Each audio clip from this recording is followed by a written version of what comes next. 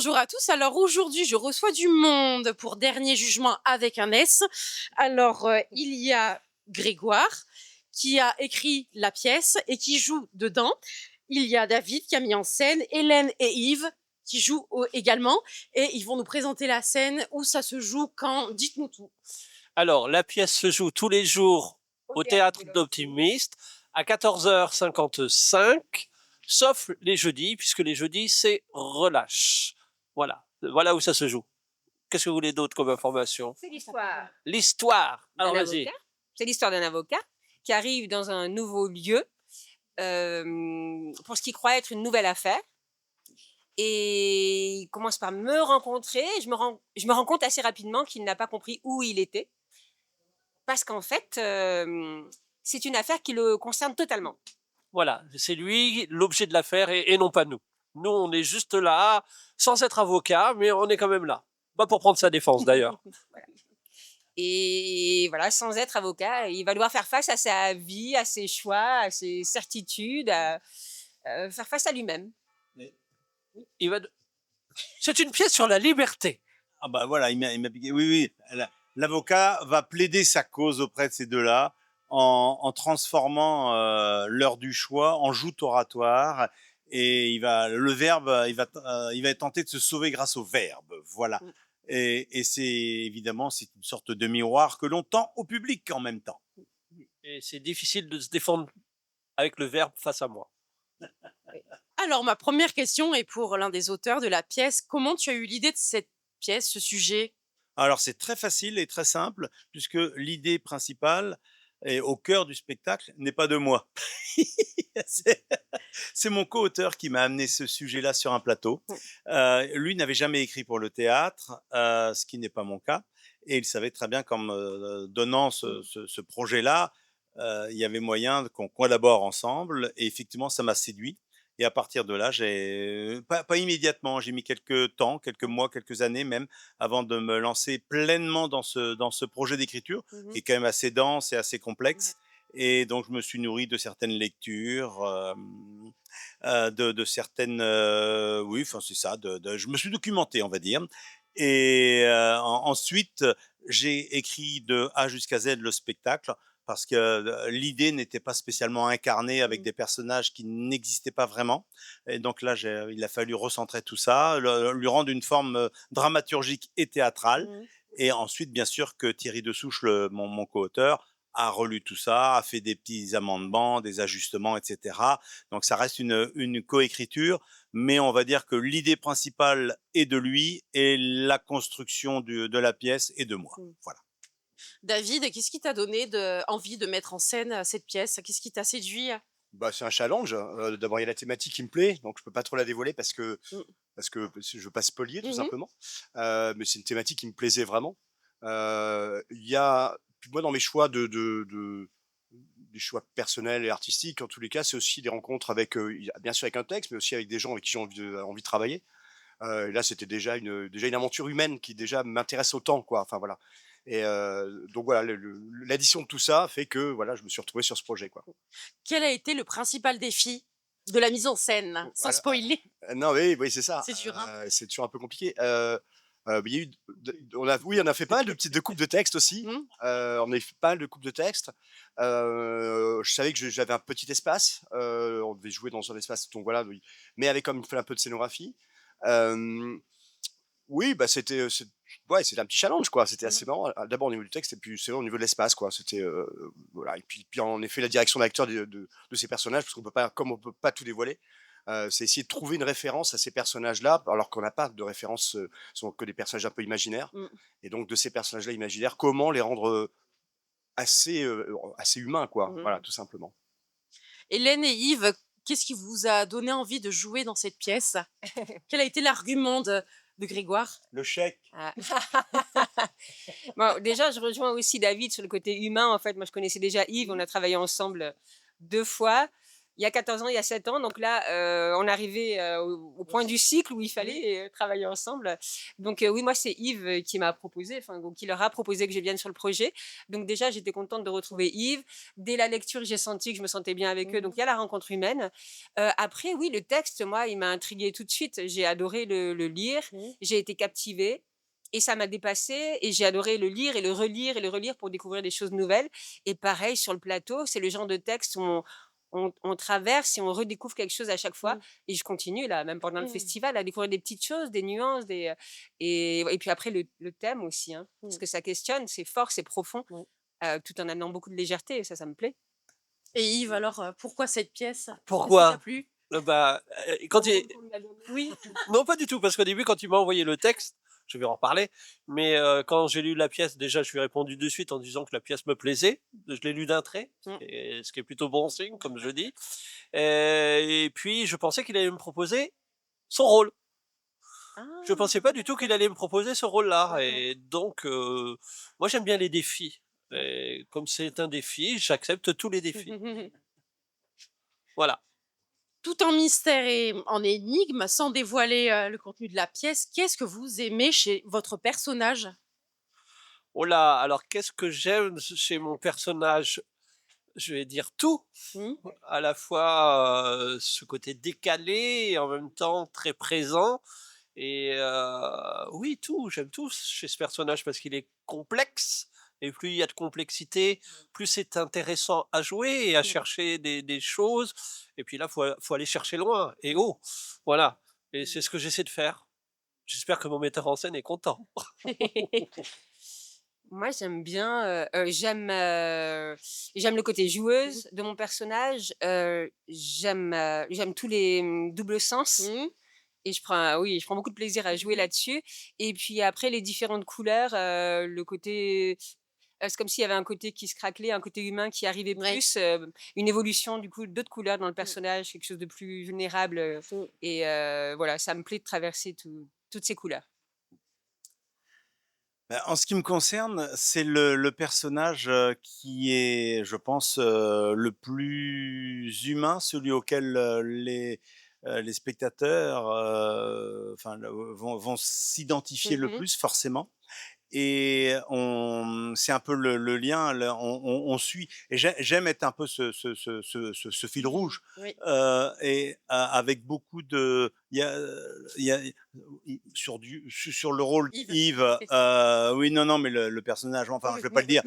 Sur son rôle, il y a un humour pince sans rire. Ouais. Et je crois qu'on n'a pas beaucoup insisté sur l'humour qu'il peut y avoir dans le spectacle, où les trois personnages sont capables de faire preuve de beaucoup d'humour et ont un regard sur eux-mêmes et sur les autres, et le public s'y reconnaît beaucoup. Et en ce qui me concerne, je suis tellement...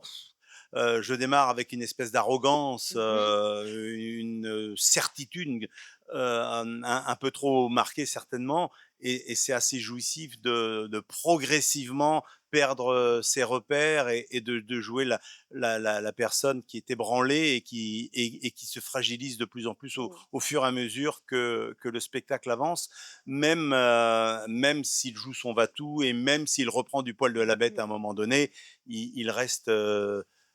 c'est un personnage qui se fragilise, et ça, c'est très agréable à jouer. Voilà. Est-ce que tu savais dès le départ, quand tu as écrit la pièce, que tu allais faire l'avocat brillant? T'étais parti de ça ou tu t'es dit: «Oh non, ça sera quelqu'un d'autre, ça peut pas être moi»? Ah, ça pourrait être très bien quelqu'un d'autre. La proposition de Yves n'était pas idiote du tout. Ouais. Mais c'est vrai que lorsqu'on a d'abord parlé avec David du projet, l'idée c'était a priori que je jouerais l'avocat. D'accord. Donc, quand j'ai envoyé le texte à Yves, je me suis pas posé la question. Elle pourrait se poser à l'avenir s'il y a une autre, bien évidemment, si je devais un jour reprendre ce rôle-là. Mais enfin, on va déjà essayer de faire tourner ce spectacle-là qui démarre très bien. Mais on est des comédiens, c'est ça qui est intéressant. C'est pas parce que j'ai écrit ou coécrit le spectacle que je dois absolument me distribuer dans mes pièces, et encore moins dans le rôle qui me serait dévolu. Restons ouverts à toute proposition. Allez, vous êtes 4, vous allez devoir me donner un mot par personne pour définir Dernier Jugement. Et pas le même. Je vous laisse Tu veux chercher. commencer? Voilà. Allez, David, Ah, ça, c'est dur. un mot, dernier jugement. Quel À quoi milieu ça te pour fait lui penser? Qu'est-ce qui te vient tout de suite? Un mot, Non. une expression. Un mot? Un mot. Ah, si c'est une expression, oui, allez. Ça complexira. Ah, c'est vachement difficile, ça. Vas-y, alors, je vas-y. vais commencer parce que, pardon, c'est pas grave. Non, non, vas-y. Non, moi je vais dire, mais Yves a dit ce mot-là, mais moi j'y ajoute, c'est la liberté, mais liberté de conscience, liberté de Liberté de penser, conscience. voilà, liberté de conscience. Ok, Yves. Moi, je dirais rien ne sert de courir, il faut partir à point. Ils sont bons, ils sont bons. Ah là là, qu'est-ce qui vous reste? Bon, moi, j'avais le méfiez-vous des apparences. David. Il reste pas. Non, j'ai toujours pas. Vous faites un tour. Viens, on t'aide. Quand le fantasme façonne le destin, puisque ça c'est sur l'affiche, mais Mhm. c'est quand même assez juste aussi dans le spectacle. Mhm. Mais c'est un mélange alors c'est quoi? Il y a quelque chose de très On t'a dit, bonne phrase. Surprise. Mhm. Oui, je veux dire transcendance. Ouais. Je vais aller. Allez, David. Un pied de nez à l'obscurantisme. Mmh, ouais. ouais, c'est bien. Voilà. Alors Ouais. l'autre mot c'est maladresse. Allez, un dernier. Tendresse. Il y a un regard tendre Ouais. Oui, sur l'humain. sur les hommes. Voilà, on a dit tous les mots là. On peut faire tout le dictionnaire. Hein. J'aurais dit dualité, mais comme vous êtes trois sur scène, trialité. La Trinité. Oh, trinité. Oh. Ouais, trinité, parfait. Mais la dualité elle y est quand même, hein, Oui. bien sûr. Bah, surtout que nous ne sommes qu'un. Indissociable. Hein? Social.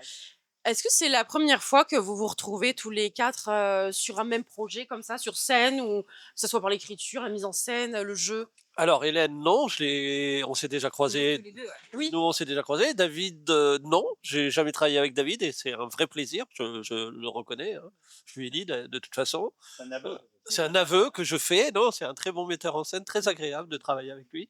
Grégoire est un partenaire adorable, un peu râleur sur les bords, mais ça va. Mais on l'aime. On va aller se tenir avec nous. Non, pas avec vous, c'est vrai. On a, non, mais et c'est vrai qu'il y a une très belle entente dans l'équipe.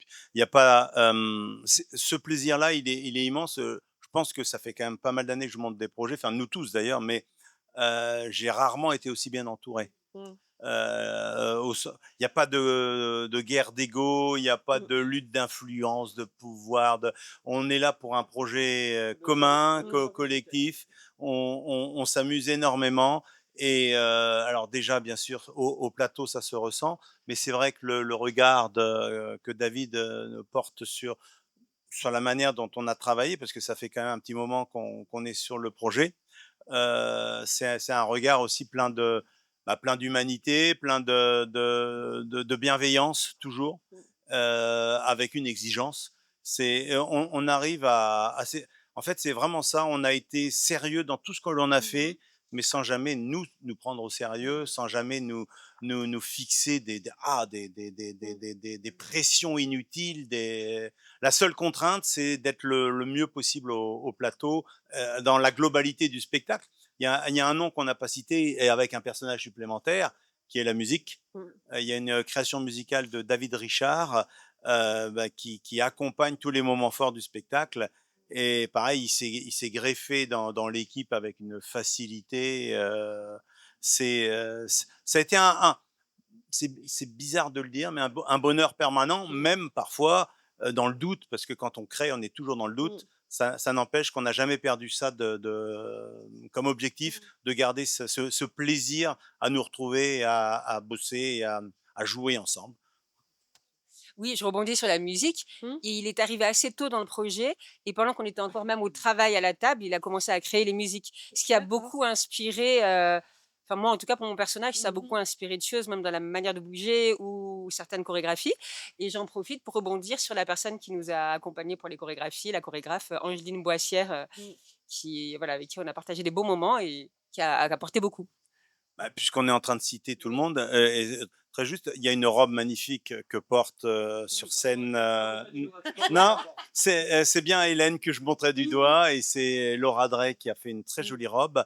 Et puisqu'on en est à citer tout le monde, on a quand même une jolie affiche que tout le monde remarque. C'est vrai. Cette pomme croquée qui incarne un peu le fruit défendu. Et je vais citer Patricia Mercoret qui a été la graphiste. Alors, elle a suivi aussi un petit peu certaines indications et trouvailles, notamment de Yves et de David. Mais on ne peut que la remercier aussi d'avoir fait une affiche que tout le monde remarque dans les rues d'Avignon. Voilà.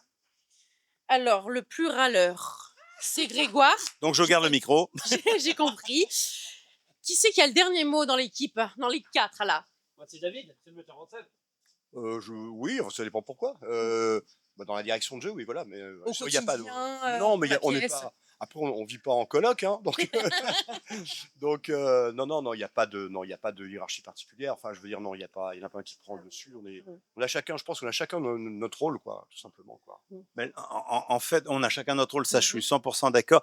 L'idée, c'est que c'est quand même une production de l'Optimiste. Donc c'est une production maison puisque c'est notre théâtre. Là, je parle en mon nom et avec mes associés qui sont très présents aussi, notamment Jean-David Jean-David Sepler qui nous accompagne depuis le début avec de la calinothérapie justement durant les moments de doute et autres. Il est très présent. Mais non, mais c'est là, il y a pas de dernier mot puisqu'on est tous logés à la même enseigne. Évidemment, je suis auteur, je suis comédien et représentant de la production. Donc, évidemment que j'ai un rôle peut-être un peu plus mis en avant. Mais alors moi, sincèrement, si je produis, c'est plus parce que ça me permet de faire vivre des textes, notamment les miens, que j'ai envie de voir sur scène et avec les gens que j'aime et avec qui j'ai envie de travailler. C'est pas une question de pouvoir, c'est pas une question d'influence. Ça ne m'intéresse pas, ce genre de jeu-là ne m'intéresse, mais vraiment pas. Voilà. Oui. Non, justement, ce que j'aime dans cette équipe, c'est qu'il y a une grande ouverture, d'esprit. On se consulte, on nous consulte, on peut dire ce qu'on pense, on peut donner une idée, proposer, et après on essaie surtout de trouver ce qui est le plus juste, ce qui sert le mieux le texte et la pièce. Je trouve qu'il y a cette ouverture-là, comme tu dis, c'est pas des jeux d'ego ou quoi, c'est plus ça, qu'est-ce qui va être le plus vibrant, le plus vivant, le plus, je sais pas, joyeux ou amusant, quoi. C'est plus là la question, le plus juste, voilà, ouais. Et c'est là que ça se pose, ouais. Ouais, on est vraiment au service de la pièce, voilà, du projet. Allez, 4 derniers arguments pour la fin.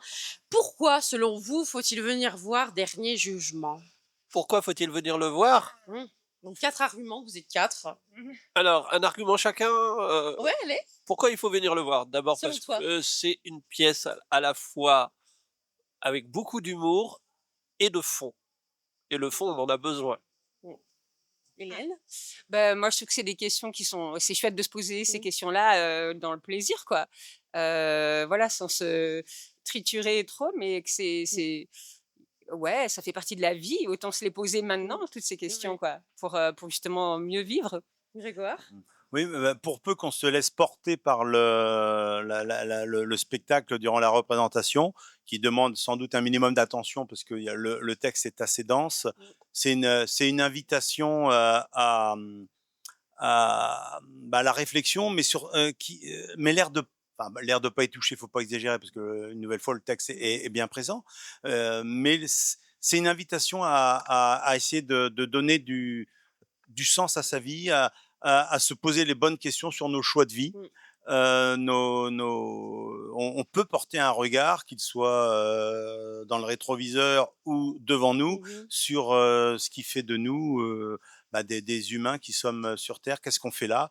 Pourquoi on est là? Et qu'est-ce qui fait que le choix que je fais le petit matin en me levant, ou les choix que je vais faire vont donner du sens à mon parcours ma présence sur Terre. C'est idiot et c'est très large en même temps. Mais tout ça, c'est fait avec beaucoup d'humour et aussi beaucoup de légèreté, contrairement à ce qu'on pourrait croire. Et c'est ça qui me plaît beaucoup de cette ambivalence-là. Ouais. David, un dernier argument? Oui, je crois que tu as dit beaucoup de choses. Tu m'en laisses pas beaucoup pour le coup.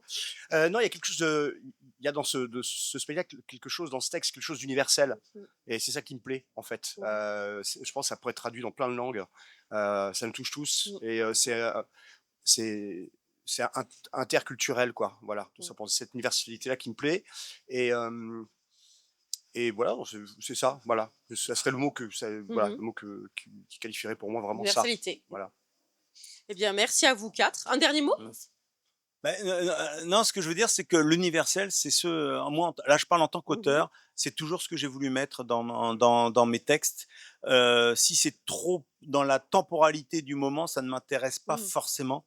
Que ce soit dans l'humour ou dans les drames, puisque j'ai écrit les deux, j'adore cet éclectisme, qu'on soit 3 au plateau, qu'on soit seul, qu'on soit 10.